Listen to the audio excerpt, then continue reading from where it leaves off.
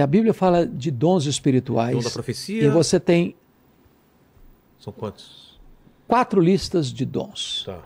Você tem, aliás, 5 listas de dons. Você tem Romanos 12, você tem 1 Coríntios 12, você tem 1 Coríntios 14, São trechos que falam sobre isso. que tratam do assunto de dons espirituais. Efésios 4 Pô. e 1 de Pedro 4. Então, são 5 textos da Bíblia que lidam com isso. Então, alguns entendem que esses dons chamados dons de sinais, dom de profecia, dom de cura, dom de línguas, cessaram. Porque entendem que quando vier o que é perfeito, o que em parte será aniquilado, entendem que o que é perfeito seria o cânon, fechamento do cânon. Terminado, a Bíblia agora está completa, tem uma capa ulterior. Mas cessaram quando? No momento em Cristo? Com o advento dos apóstolos, depois dos apóstolos, teria cessado. O que eu pessoalmente entendo? Eu entendo que os dons são contemporâneos, mas não entendo, sou cessacionista, não entendo que aquilo que as pessoas chamam do dom é dom. Por exemplo, Entendi.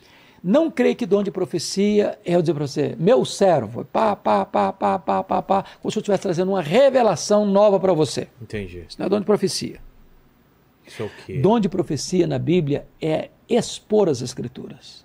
É quando você abre a Bíblia, explica a Bíblia, prega a Bíblia, Entendi. aplica a Bíblia. Isso é dom de profecia. Isso existe. Isso existe. Ah, tá. Eu não creio, por exemplo, que o dom de apostolado é que hoje tem os apóstolos. Não, eu creio que nós tivemos os apóstolos e que hoje nós temos dom de apostolado. Diferente. Eu não creio que o dom de línguas, do jeito que se usa hoje, tem amparo nas Escrituras no seguinte aspecto. Primeiro, não creio que a evidência do batismo com falar em línguas, que a evidência do batismo com o Espírito Santo é falar em línguas. Ah, tá, concordo. Segundo, não necessariamente uma pessoa que é batizada no Espírito Santo tem que falar em línguas. Depois, eu não creio que a prática está sendo usada de acordo com o que ensina Paulo. Porque o que Paulo ensina? O que Paulo ensina? Paulo não proíbe falar em línguas. Mas ele diz o seguinte, tem que ser no máximo 2 ou 3, um depois do outro, e que haja intérprete. Ele diz, eu prefiro falar na igreja 5 palavras que todo mundo entenda que falar 10 mil que ninguém entenda. Então, o que você tem visto às vezes nas igrejas? O cara está fazendo uma oração diante da congregação, no meio da oração dele ele entremeia algumas palavras lá, não são conhecidas. Tá. Quebrou o princípio, que ele não pode falar sem que haja intérprete. Esse é o primeiro aspecto. Aí você está numa congregação... Porque senão não tem uma função prática. Não tem prático, não tem inteligência. Tem alguém falando uma coisa que ninguém entende e não tem alguém para interpretar. Exato. Está uma congregação reunida. Porque a língua, na teoria, é para edificação própria, não para os outros. Eu vou entrar nesse ponto aí. Entrar nesse ponto aí. Tá a congregação toda e todo mundo começa a falar. Está errado, porque tem que ser com ordem. Tem que ser no máximo 2 ou 3, um depois do outro, e que haja intérprete. Então, se a prática está errada, não deva funcionar. Agora, mais ainda, é muito comum você escutar a seguinte interpretação. A pessoa está falando em língua, e a outra diz, meu servo, e começa a dar uma mensagem de Deus para a pessoa interpretando as línguas. Está errado de novo. Por que está errado de novo? O que Paulo diz? Quem profetiza, fala a homens. Quem fala em línguas, fala a Deus. Então, línguas é sempre oração e nunca pregação. Se houver a interpretação, tem que interpretar a oração e não a pregação, porque aí é profecia. Entendi. E língua não é profecia. Língua é com Deus. É oração. Então, é oração. O nosso saudoso Juan Carlos Ortiz diz que línguas é o dom de pijama, é o dom da sua intimidade com Deus. Não é para ser mostrado. É da sua intimidade com Deus. Então, Paulo não proíbe falar, mas orienta como falar. Então, quando eu digo para você... Mas qual é a função? Por que... Autoedificação. Para autoedificação. É por isso que na colocação de Paulo é o dom menos importante. Porque todos os dons são dons para edificação do corpo. Se não houver interpretação, não vai edificar o corpo. Quem fala em mistério, ele nem sabe o que está falando. Entendi. E isso, o que tem a ver com o Pentecostes? Ou não tem relação? O Pentecostes, veja bem, embora eu não tenha unanimidade nessa opinião, mas entendo que o que aconteceu no Pentecostes não é isso que aconteceu em Corinto. Tá. Porque lá em Pentecostes o que está acontecendo é que todos entendem. E ali é língua vernacular, ali é língua falada. Que existe e cada um está entendendo. Dialetos. Tá. Né? E cada um entendendo a sua própria língua. Entendi. E o Espírito Santo, o que é? Porque tem Deus, Jesus, Cristo e o Espírito Santo. O Espírito Santo, ele é o quê? Ele é Deus. Então nós cremos na Trindade. Função, Nós cremos na Trindade. Nós cremos no Deus Pai, no Deus Filho e no Deus Espírito Santo. Os três são da mesma essência, da mesma substância, são três pessoas distintas, mas um só Deus. Então, é o Deus Trino. De tal maneira que o Pai não é o Filho não é o Espírito Santo não é o Pai nem o Filho. São três pessoas distintas, mas de uma só essência. Próprios apóstolos chegam num tempo que fala assim, Jesus, não, você vai ser morto e tal. Ele fala, deixa eu seguir o meu caminho. Não é tipo, fala que Satanás está falando pela voz deles, não é? Me permita deixar isso claro aí no texto. Está lá em Mateus 16. É isso? Quando Jesus... É muito curioso isso, porque o contexto ajuda a entender. Tá. Qual o contexto? Jesus está lá no norte de Israel, no extremo norte, lá nas fraldas do Monte Hermon, lá em Bânias, onde nasce o Rio Jordão, em Cesareia de Filipe, e faz uma enquete com os discípulos, perguntando assim, quem diziam os homens ser o filho do homem? Em outras palavras, o que o povo comenta a meu respeito? O que estão falando de mim na internet? No Inteligência Limitada. Bom, aí os discípulos respondem, Senhor, o povo não está sabendo nada. Uns dizem que tu és João Batista, outros dizem que tu és Elias, outros dizem que tu és Jeremias, outros dizem que tu és alguns dos profetas. Bola errada em todas. Aí Jesus pergunta para eles assim, e vós, quem dizeis que eu sou? Aí o Pedrão responde, tu és o Cristo, filho do Deus vivo. Aí Jesus diz assim, bem-aventurado és Simão Bar-Jonas, porque não foi carne e sangue que tu revelou, mas meu Pai que está nos céus. E eu também te digo, que tu és Pedro, e sobre esta pedra eu edificarei a minha igreja. E as portas do inferno não prevalecerão contra ela. Jesus não está dizendo que Pedro é a pedra, não. Não? Não, de jeito nenhum. Ué? Tu és minha... Então vamos trabalhar isso? Então vamos lá, agora informação nova aí pra mim. Vou chegar lá e no texto que você está querendo. Tá isso bom. aqui, eu estou no caminho ainda. Tá bom. Então veja bem, esse texto, Vilela, é um dos textos mais importantes do cristianismo.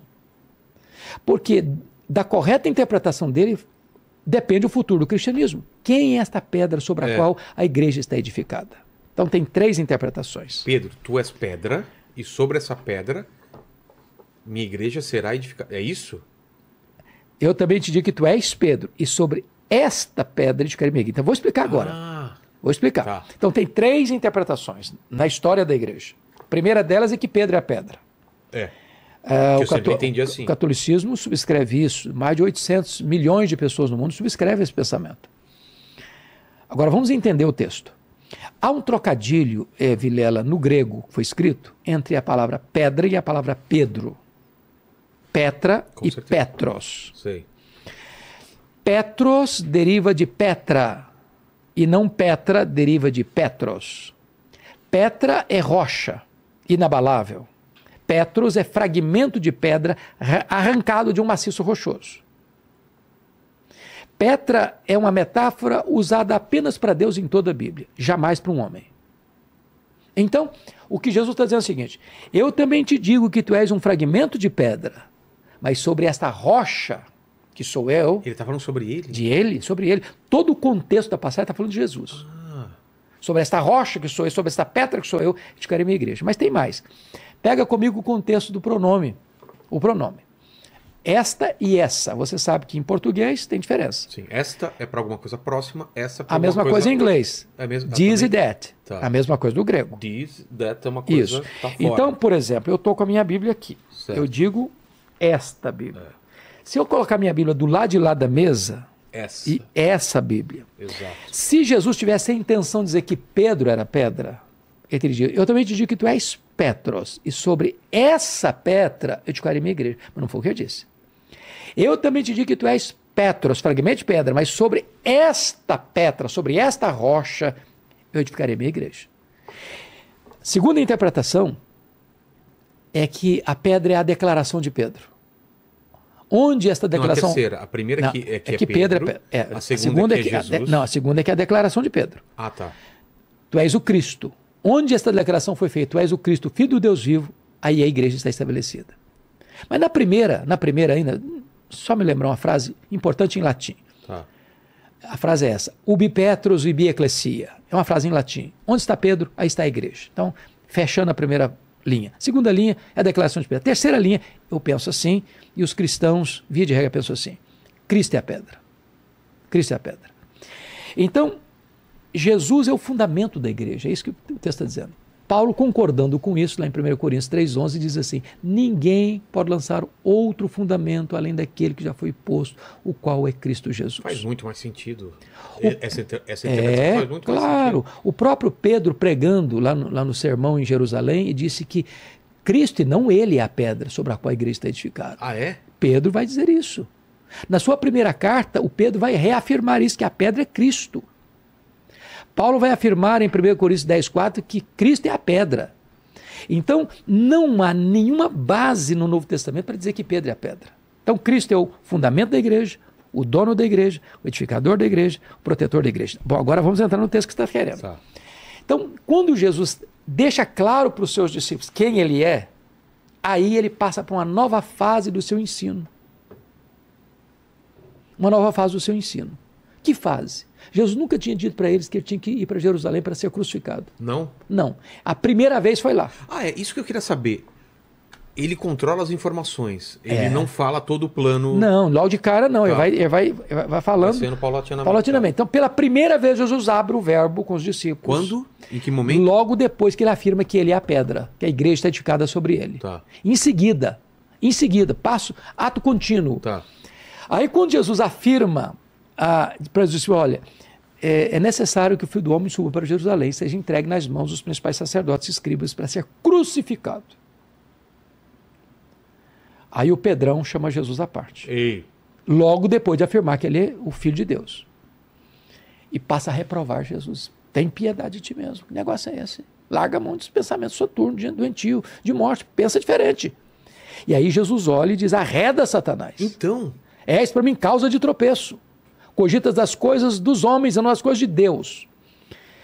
Agora pense comigo. Se a igreja tivesse edificada sobre Pedro, ela estaria edificada sobre uma areia movediça. Agora, o que Jesus não disse? Vamos entender. Primeiro, Jesus não chamou Pedro de Satanás. Segundo, Jesus não chamou Pedro de endemoniado. Terceiro, Jesus não mandou Pedro arredar.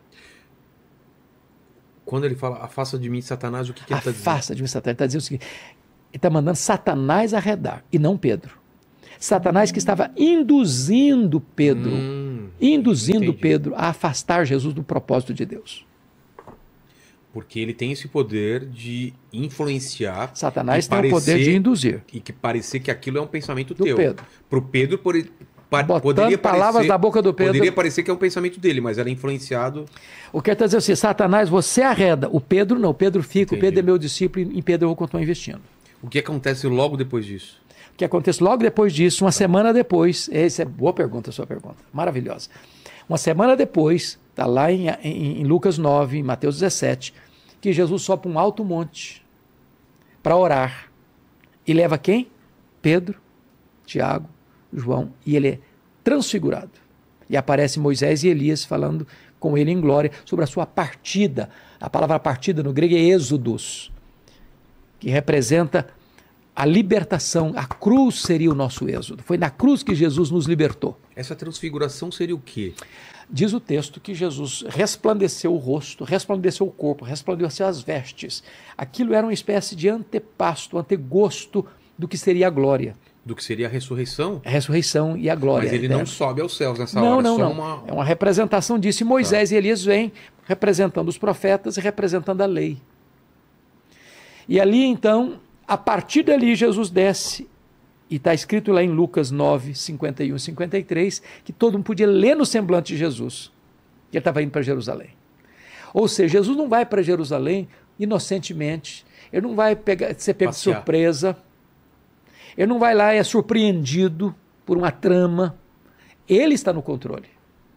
Para você ter uma ideia, lá em Marcos 14, diz que 2 dias antes dessa festa, onde ele é preso, os judeus, os principais sacerdotes judeus, tramavam prender Jesus da traição para matá-lo depois da festa. Ah, é? É. Mas em Mateus 26, que é o texto paralelo, diz que 2 dias antes da festa é Jesus quem diz que vai ser entregue nas mãos dos principais sacerdotes e escribas para ser crucificado. Ou seja, quando os homens acham que eles estão no controle, eles estão apenas cumprindo um plano e um propósito já estabelecido.